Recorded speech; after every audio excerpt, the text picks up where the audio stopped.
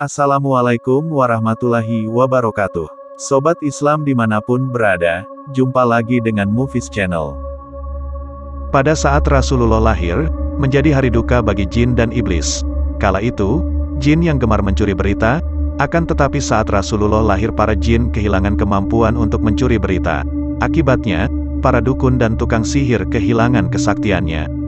Dalam buku berjudul Jalan Damai Rasulullah, Risalah Rahmat bagi Semua, karya Fuad Abdurrahman disebutkan sebelum kelahiran baginda Nabi, para jin leluasa mencuri berita gaib dari langit untuk disampaikan kepada para tukang sihir. Ketika kelahiran Nabi Muhammad, mereka tidak bisa lagi mencuri berita gaib dari langit. Mereka akan menjumpai panah api yang akan membunuh mereka. Ketika mereka dilarang naik ke langit, maka mereka berkumpul dan menemui iblis. Lalu berkata, "Dahulu kami bisa naik ke langit, tetapi hari ini kami telah dilarang untuk naik. Menyebarlah kalian di muka bumi dari barat sampai timur," ujar iblis, "dan perhatikan dengan saksama apa yang sebenarnya telah terjadi." Mereka lalu menyebar mengelilingi bumi, sampailah mereka ke kota Mekah. Di sana, mereka melihat bayi Muhammad sedang dikelilingi para malaikat, cahaya memancar dari dirinya hingga ke langit. Sedangkan, para malaikat itu saling memberi ucapan selamat satu sama lain. Selanjutnya, para jin itu kembali menghadap iblis dan menceritakan semua yang telah mereka saksikan. Maka, iblis pun berteriak dengan suara keras, "Telah keluar ayarul alam, dan rahmat bagi Bani Adam, karena itulah kalian telah dicegah untuk naik ke langit, tempat ia dan umatnya memandang." Ibnu Katsir, dalam Al-Bidayah wa An-Nihayah, menuturkan, iblis menangis sangat keras sebanyak 4 kali. 1. Ketika iblis dilaknat oleh Allah Subhanahu wa Ta'ala. 2. Ketika dia diusir dari surga. 3. Ketika Rasulullah dilahirkan. Dan keempat, ketika surah Al-Fatihah diturunkan. Iblis menangis saat kelahiran Rasulullah karena mereka tahu bahwa kelahiran Rasulullah akan membawa petunjuk bagi umat manusia, dan secara otomatis akan menghalangi misi jahat iblis. Riwayat lain menyebut, dulu sebelum Nabi Muhammad diutus, bangsa jin dapat menduduki tempat-tempat di langit itu untuk mencuri kabar dan mengetahui rahasia-rahasia langit. Mereka mencuri berita-berita Al-Quran di langit untuk disampaikan kepada ahli-ahli nujum dan tukang-tukang tenung yang mencampur adukkan kebenaran dengan kebatilan. Kisah tersebut diceritakan dalam Al-Quran Surat Jin.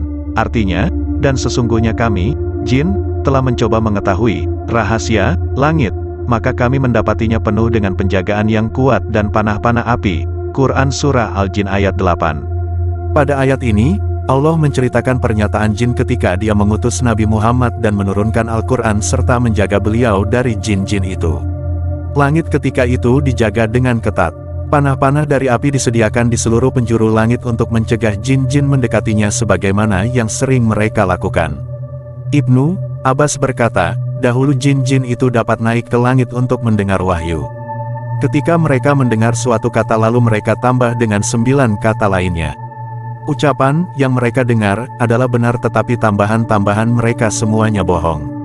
Ketika Nabi Muhammad diutus menjadi Rasul, mereka dilarang menduduki tempat-tempat tersebut. Lalu mereka sampaikan larangan tersebut kepada iblis. Sedangkan ketika itu bintang-bintang belum dipakai untuk memanah jin-jin itu. Lalu iblis berkata kepada mereka, larangan itu disebabkan suatu kejadian di muka bumi. Lalu iblis mengirim tentara-tentaranya untuk menyelidiki kejadian tersebut. Mereka mendapatkan Rasulullah sedang mengerjakan sholat di antara 2 gunung di Mekah. Lalu mereka menemui iblis dan menyampaikan penemuan mereka itu kepadanya. Lalu iblis berkata, inilah kejadian yang terjadi di permukaan bumi. Riwayat At-Tirmizi dan At-Tabrani. Tadabbur Quran Surat Ar-Rahman, terdiri atas 78 ayat, berikutnya bercerita tentang nikmat Allah dan tantangan Allah kepada jin dan manusia. Surat Ar-Rahman mengandung banyak hikmah dan pelajaran berharga karenanya ia dijuluki pengantennya Al-Quran. Berikut tadabbur ayat 32 hingga 35 yang patut kita renungi. Ayat 32, yang artinya, maka nikmat Tuhan kamu yang manakah yang kamu dustakan? Quran Surah Ar-Rahman pesan dan hikmah. 1. Ayat ini mengingatkan kembali pentingnya menggunakan aneka nikmat Allah dengan baik karena Allah perhatian penuh dengan perbuatan manusia dan jin. 2. Siapa yang mengakui dan mensyukuri nikmat Allah yang terhampar di langit dan di bumi, ia akan terhindar dari pintu neraka yang jumlahnya 7 dan dipersilakan masuk pintu surga yang jumlahnya 8. Demikian kesimpulan Syekh Al-Jamal dalam hasyiatnya terhadap tafsir Al-Jalalain.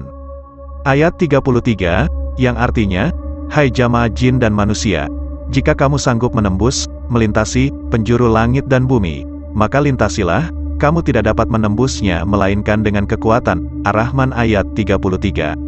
Pesan dan hikmah. 1. Kalimat ini merupakan tantangan yang menunjukkan kelemahan manusia dan jin.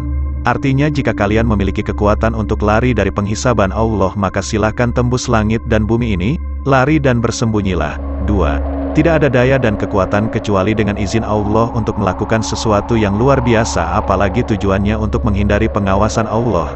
3. Tantangan ini persisnya ditujukan kepada orang kafir dan fasik bahwa mereka dalam genggaman Allah dan kekuasaannya, mereka tidak akan bisa kabur dari keputusan dan penghisaban Allah yang adil.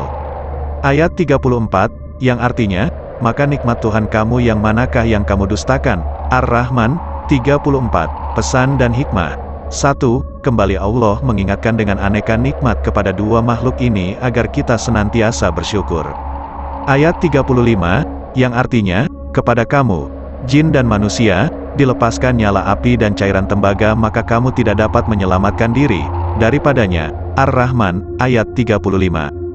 Pesan dan hikmah. 1. Ayat ini menjawab pertanyaan apa yang akan menimpa manusia dan jin jika mereka berusaha kabur dari hisab dan pantauan Allah. 2. Semua penjuru langit dan bumi dalam kuasa Allah. Jika mereka berusaha lari, maka Allah akan timpakan nyala api dan cairan tembaga. Boleh dibilang dua bahan azab yang mengerikan. Sudah bisa dipastikan tidak akan ada yang bisa lari dari Allah. Sehebat apapun ilmu pengetahuan dan kemajuan teknologi, tetap tidak akan bisa lari ataupun sekadar sembunyi dari Allah. Demikian beberapa hal yang dapat saya sampaikan. Semoga apa yang disampaikan tadi dapat memberi manfaat dan kebaikan bagi kita semua. Tentunya kesempurnaan hanya milik Allah. Terima kasih atas perhatiannya. Akhir kata, wallahul muwaffiq ila aqwamit thoriq. Wassalamualaikum warahmatullahi wabarakatuh.